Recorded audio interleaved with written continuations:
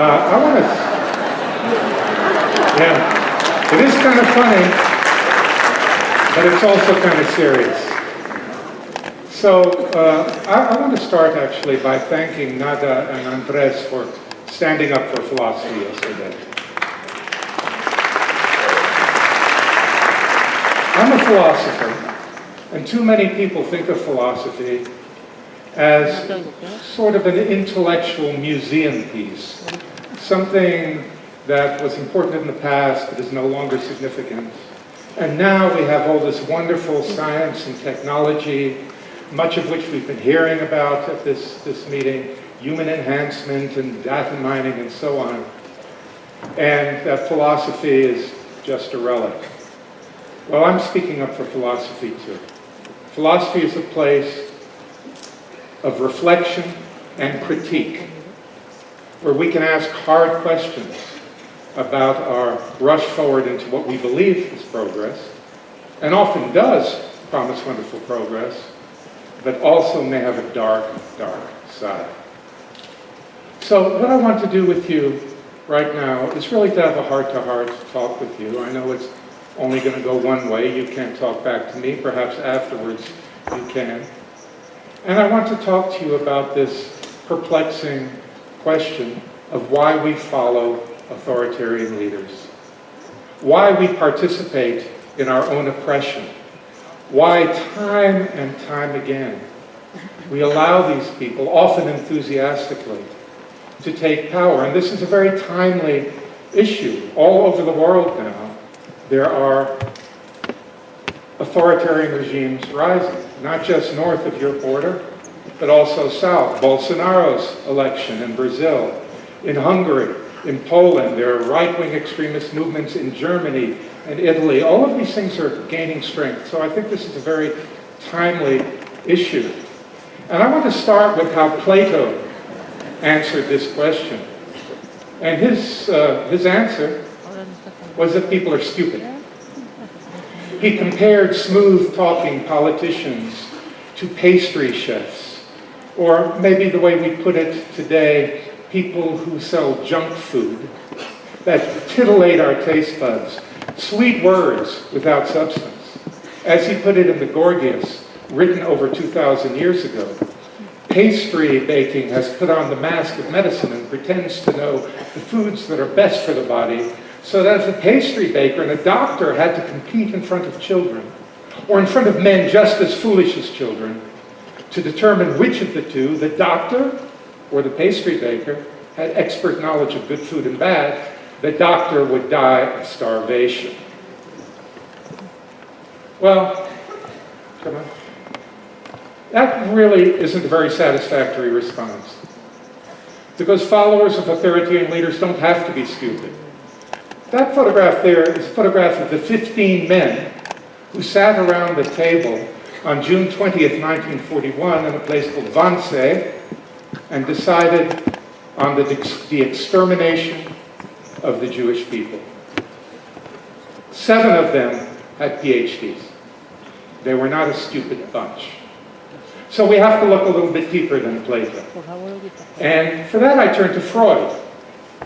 Freud had a very interesting analysis here. He suggested that people feel helpless. We human beings are driven by the sense of helplessness, helplessness in the face of injustice, and helplessness in the face of the forces of nature.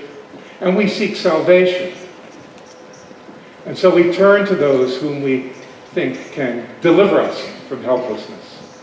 As he wrote in 1927, as we already know, the terrifying impression of helplessness in childhood aroused the need for protection through love, which was provided by the father, and the recognition that helplessness lasts throughout life made it necessary to cling to the existence of a father, but this time a more powerful one.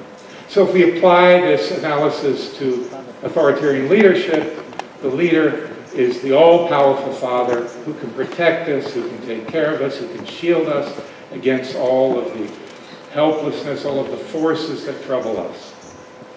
But Freud's analysis, too, is not adequate. Because for Freud, everything comes from the inside. And he doesn't attend to how those in the world cultivate our feelings of helplessness through propaganda, whom they make us feel helpless, and then they offer us magical solutions. And for this, we turn to this man, Roger Monte-Carlo, who was a philosopher and a psychoanalyst. And his solution to the problem is that authoritarian leaders manipulate our fears. Monte-Carlo visited Germany in 1932, the year that Pinchas was born. And he went to listen to Hitler and Goebbels, his propaganda minister, give speeches in the run-up to the election of 1933. And he was disturbed and fascinated by what he saw. And he saw that Hitler and Goebbels followed in their speeches a certain pattern. First, make the audience feel depressed. In Hitler's case, it was, we Germans have been humiliated in our defeat in the First World War. We've been brought to our knees by the Treaty of Versailles. We've let the race and the great destiny of the German people down. And he goes on like this until the audience is, as Monte-Carlo says, rolling around in an orgy of self-pity. And then he changes his tune. He evokes paranoia and says, but it's not really you. It's the Jews, it's the communists, it's the international bankers. They are destroying everything that's good. They are the enemy, from inside and from outside. And once he has his audience worked up into a state of terror and paranoia, then he comes in with the magical solution. You need a strong man to save you. I can make Germany great again. I can destroy our enemies. Join the Nazi Party. And if you followed the first two steps, you're a sucker for the third one. Now, Monte-Carlo didn't intend this just as a comment on what happened in Germany. He wrote about it in a wonderful article published in 1941 called The Psychology of Propaganda. And he suggested that authoritarian leaders quite frequently use this sort of method to get us to follow them by manipulating our sense of vulnerability and helplessness. And I think he's right. And I want to give you an example of why I think he's right, which is Donald Trump's speech of June 15, 2015, when he announced his candidacy. Let me walk you through the steps.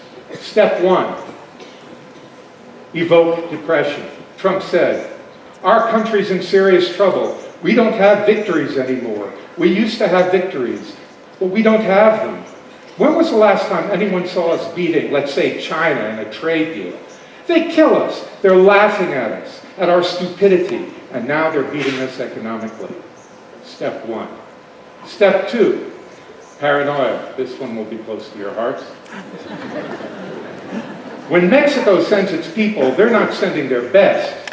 They're bringing crime, they're rapists. It's coming from more than Mexico. It's coming from all over the South and Latin America. And it's coming probably from the Middle East, but we don't know because we have no protection and we have no competence. We don't know what's happening.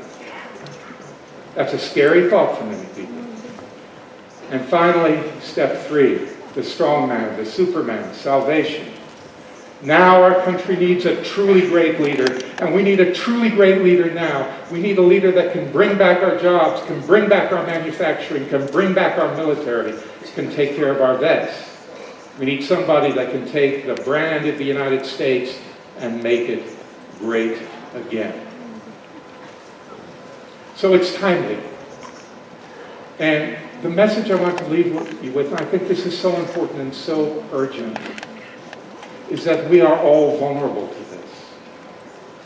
When these people play on our sense of helplessness, when they make us depressed, when they frighten us, and then offer us solutions, the most stable and the most intelligent among us are potential followers of highly destructive, highly toxic, authoritarian leaders. So, please, be vigilant. It's coming. Thank you.